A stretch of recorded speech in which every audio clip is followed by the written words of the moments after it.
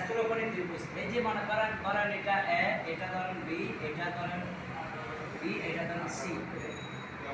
তাহলে ধরেন এ বাহু ধরেন 15 ফিট, বি বাহু ধরেন 17 ফিট, সি বাহু ধরেন 19 ফিট। তাহলে এই যে স্থূলকোণী ত্রিভুজের এখানে একটা কোণ উৎপন্ন হয়েছে, ঠিক তো? এখন আমরা স্থূলকোণী ত্রিভুজের সংজ্ঞা করবো, কিন্তু সূত্র ওইটা করবো কোনটা, যেটা আমরা সূক্ষ্মকোণের মধ্যে যে সূত্রটা আমরা ব্যবহার করছি সেটা আমরা স্থূলকোণীতেও কি করতে পারবো, ব্যবহার করতে পারবো। ওই একই ক্ষেত্রফল বের হবে, কোনো মানে সমস্যা হবে না। তাহলে এই যে এখন দেখি যে ত্রিভুজের একটি কোণ 90 ডিগ্রি অপেক্ষা বড়, কিন্তু 180 ডিগ্রি অপেক্ষা ছোট বা কম। যে ত্রিভুজের একটি কোণ 90 ডিগ্রি অপেক্ষা বড়, কিন্তু 180 ডিগ্রি অপেক্ষা ছোট বা কম, সেই ত্রিভুজকে কি বলা হয়? সূক্ষ্মকোণী স্থূলকোণী ত্রিভুজ বলা হয়। অর্থাৎ দেখেন এই কোণটা কিন্তু খেয়াল করেন, যদি 90 ডিগ্রি হয় তাহলে কিন্তু এখানে আসবে।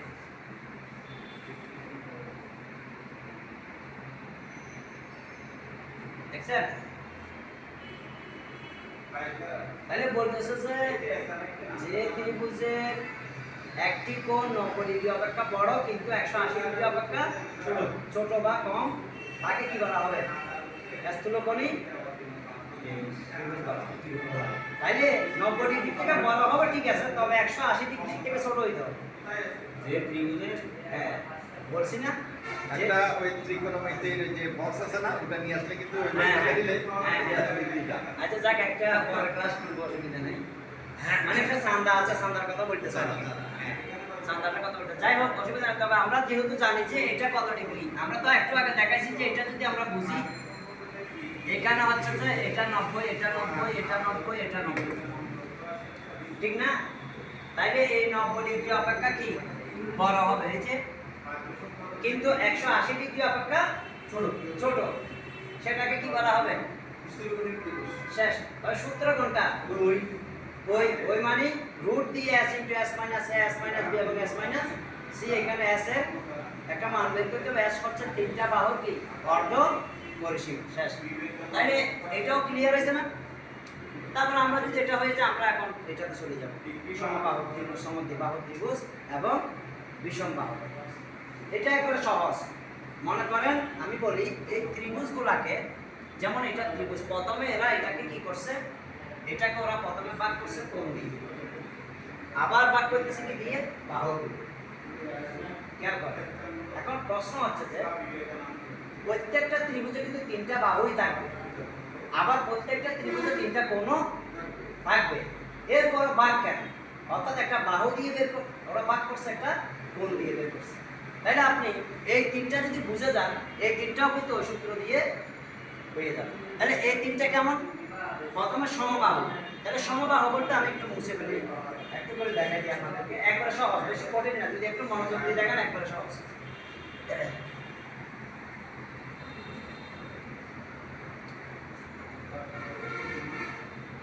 এক নম্বর সমবাহু, এই যে দেখেন, আপনি খেয়াল করেন,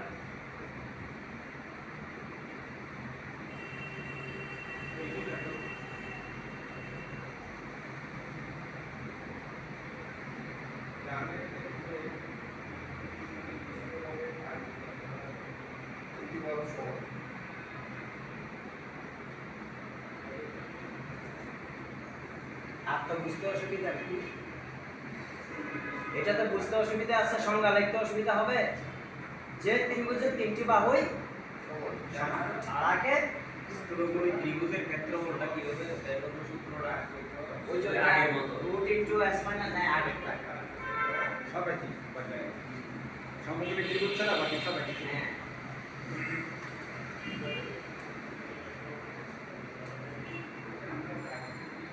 এটা যদি বুঝেন একবার সহজ।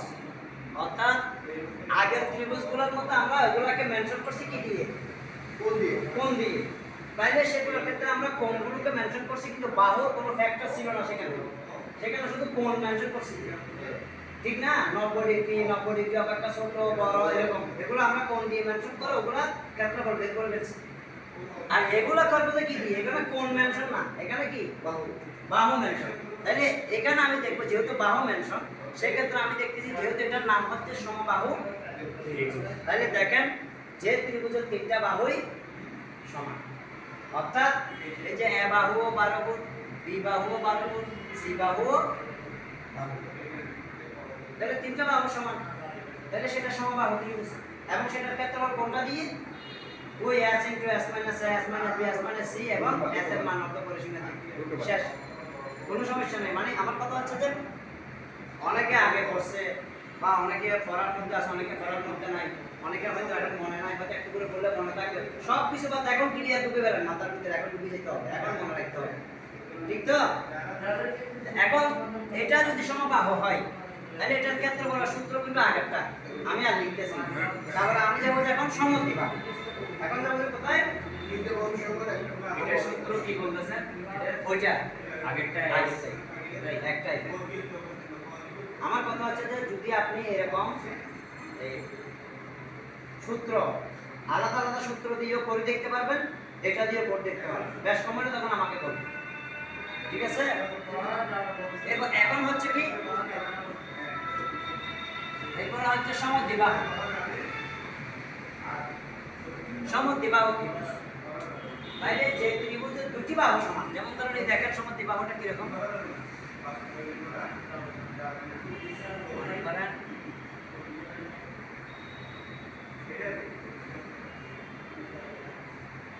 যে ত্রিভুজের দুটি বাহু সমান কিন্তু একটি বাহু সমান নয় বা অসমান, ঠিক তো?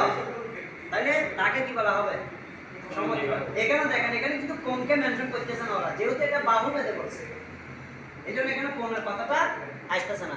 তাহলে এখানে আসতেছে কি, যে ত্রিভুজের দুটি বাহু সমান আর একটি বাহু অসমান বা সমান নয়, তাকে কি বলে? সমদ্বিবাহু ত্রিভুজ। এটা ক্ষেত্রফল কোনটা? ওই যে রুট আবার দিয়ে s * s - a s - b s - c ওই যে আগেরটাই। তাহলে এটা গেল। এরপর আসতেছে একটা কি, বিষম বাহু। কারণ দ্রুত শেষ করলে তো হবে না, বুঝতেও তো হবে, ঠিক না? 3 নাম্বার এটা হচ্ছে কি, আপনি বুঝতেও তো স্যার, আশা করি এই যে এখন 12 প্রকার হয়ে যাচ্ছে, কিন্তু আমাদের কিন্তু 6 প্রকার চতুর্ভুজ গেছে, আপনি হয়তো 5 প্রকার পান না, 1 প্রকার দিয়েছেন। অসুবিধা নেই, আপনি এটা হয়তো এদের মাধ্যমে আলোচনা করে ক্লিয়ার হয়ে যেতে পারবেন। আর একান্ত দরকার হলে আমি দেখাই দিব। তাইলে আমাদের আজকে 12 প্রকার কিন্তু শেষ হয়ে যাচ্ছে। আর তেমন নাই, আমাদের বৃত্ত 6 প্রকার আর 1 প্রকার বহুভুজ শেষ। তাহলে আমাদের 17 প্রকার শেষ হয়ে যাচ্ছে। তাইলে এখন দেখেন এই যে বিষম বাহু ত্রিভুজটা কিরকম হবে, অর্থাৎ যে ত্রিভুজের তিনটা বাহুই অসমান, কোনো বাহুর সাথে কোনো বাহুর কি নেই, মিল নেই। এই দেখেন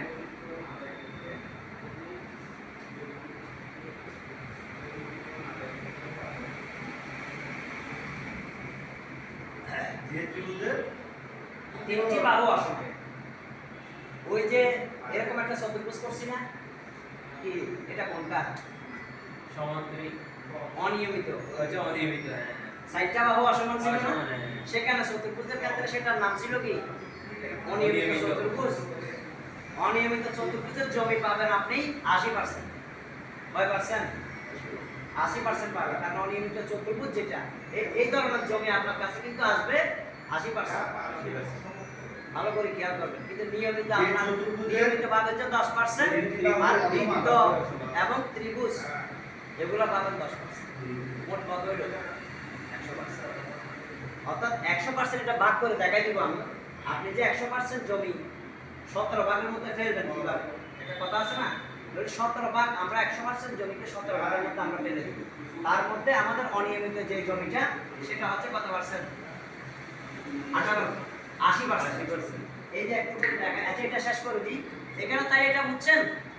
অর্থাৎ বিষম বাহু ত্রিভুজ মানে হচ্ছে যে ত্রিভুজের তিনটি বাহু অসমান বা সমান নয়। হ্যাঁ, তাকে কি করে? বিষমবাহু ত্রিভুজ বলে।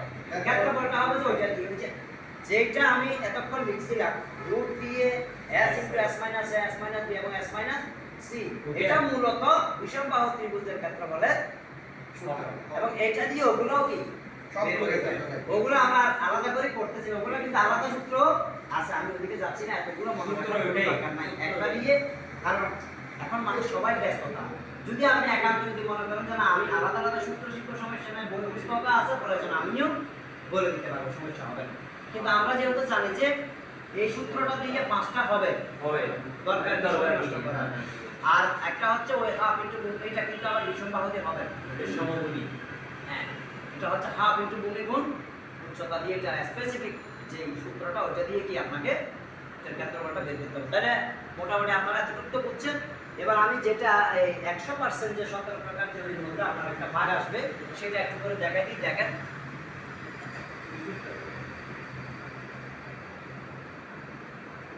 সেটা হচ্ছে দেখেন ধরেন 17 প্রকার জমি শতকরা হিসাব আর কি এটা শতকরা হিসাবটা কেমন হবে 17 প্রকারের মধ্যে তাহলে প্রথমে হচ্ছে 1 নম্বর হচ্ছে দেখেন অনিয়মিত জমি পাবেন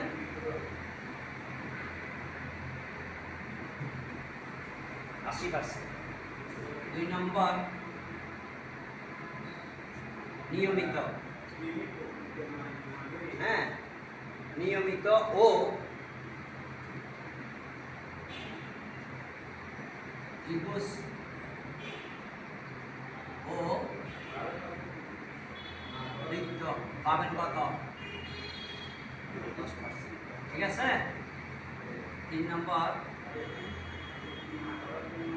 বহুভুজ পাবেন 10%। মোট কত 100% মানে ধরেন আপনি 17 প্রকার জমি করলেন কোন প্রকারের জমি কত পার্সেন্ট হিসেবে আপনি পাবেন বর্তমান টেকনিক্যালে যখন কাজ করতে যাবেন কোন প্রকারের জমি কত পার্সেন্ট পাবেন সেটা হচ্ছে যে আপনি অনিয়মিত যে জমিটা আছে অর্থাৎ আমরা চতুর্ভুজের মধ্যে 2 প্রকারের করছি না একটা হচ্ছে নিয়মিত চতুর্ভুজ একটা হচ্ছে অনিয়মিত চতুর্ভুজ ওই অনিয়মিতটা পাবেন 80%। এরপরে নিয়মিত আছে ত্রিভুজ সম্পর্কীয় আছে বৃত্ত সম্পর্কীয় আছে এগুলো সবগুলো মিলিয়ে পাবেন 10%। এরপরে আরেকটা আছে সেটা হচ্ছে বহুভুজ সম্পর্কীয় সেটাও পাবেন কত মোট কত 100%। অর্থাৎ আপনি যে 17 প্রকার জমির মধ্যে আপনি বিভিন্ন এলাকায় বা সিটে বা নদীয়ানা বিভিন্ন জমি পাবেন না তো সেখানে জমির শেপ বা আকৃতি 17 প্রকারের ভিতরে পড়বে না সবগুলো তো পড়বে যে কোন প্রকারের মধ্যে কত পার্সেন্ট করতে পারে একটা জরিপ সেটা হচ্ছে যে অনিয়মিত পাবেন 80% আর নিয়মিত ত্রিভুজ বা বৃত্ত এগুলো পাবেন 10%। আর একটা পাবেন বহুভুজ আকৃতির জমি সেটাও 10% এর মধ্যে। অনেক সময় দেখবেন যে এরকম জমি দেখতেছেন দেখিয়ে জ্ঞান করিয়ে এরকম জমি আপনি পাইতে পারেন তাইলে এখানে দেখেন 1 2 3 4 5 6টা বুঝ হয়ে গেছে একটা বাহু একটা বুঝ ধরে তাহলে এটা 6 বাহু বিশিষ্ট না তাহলে এটা কোথায় চলে যাবে এটা ওই বহুভুজে চলে যাবে আমাদের একটা বহুভুজ আছে ঠিক আছে এই যে 80% এটা স্ট্যাটিস্টিক্সটা কোথায় আছে না এটা এই বিভিন্ন জরিপ করে যারা জরিপ থেকে মানে লেকচারের মধ্যে বলে দিয়েছে যে এটা এত পার্সেন্ট আপনি পাবেন যারা ধরেন অনেক দিন 20 বছর 10 বছর 15 বছর এরা এগুলো কাজগুলো করতেছে ওরা কিন্তু বলছে আর বিভিন্ন লেকচারও হয়তো আপনি পাইতে পারেন বিভিন্ন প্রতিষ্ঠান থেকে হয়তো অনেকগুলো ওরা লেকচার ছাড়ে না বিভিন্ন নোট বই সাইতেছে ওখানে আপনি পাবেন অর্থাৎ অনিয়মিত পাবেন 80%। এটা কনফার্ম পরিশোধন করে দেওয়া হ্যাঁ হ্যাঁ কথা বুঝছেন এরপরে ওরা দেখছে যে বাকিগুলোর মধ্যে কিন্তু বহুভুজটা পাবেন যে কম আর এগুলো সব মিলিয়ে আর 10% পাবেন কিন্তু বহুভুজ এই যে একটা দেখাইলাম আমার এটা বহুভুজ অর্থাৎ এটা যে বহুভুজ কিভাবে বুঝলেন এগুলো প্রত্যেকটা এক একটা ভুজ না বা বাহু এগুলা এগুলা এগুলা এগুলা ঠিক তো ঠিক না এরকম জমি আছে না আছে তাইলে মানুষ বলে না এল শেপ জমি ইউ শেপ জমি যেমন আমি ওই দিন একটা জমি মারতে গেছিলাম স্যার ওই যে বলছিলাম ওই জমিটা ইউ শেপ এটা বেশি দূরে না তা আপনি ওই যে লোয়ার বড় ওই যে সরার পাশে জমিটা ইউ শেপ একবার ইউ শেপ, এটা আমার কাছে আছে, এটা লিয়া আছে, আমি মারতে গেছিলাম ইউ শেপ জন্য। তাহলে ইউ শেপ আছে, এল শেপ আছে, অর্ধবৃত্ত আছে, মাঝে মধ্যে পারবে আপনার কাছে। তা আপনি ইউ শেপ জমিটা যদি মারতে যান, আপনি দেখেন এরকম জমিটাই দেখেন, এরকম জমিটা। এটা কত বিশাল কঠিন জিনিস এটা, এই জিনিসটা আমার ভাগ্যে পড়ছে।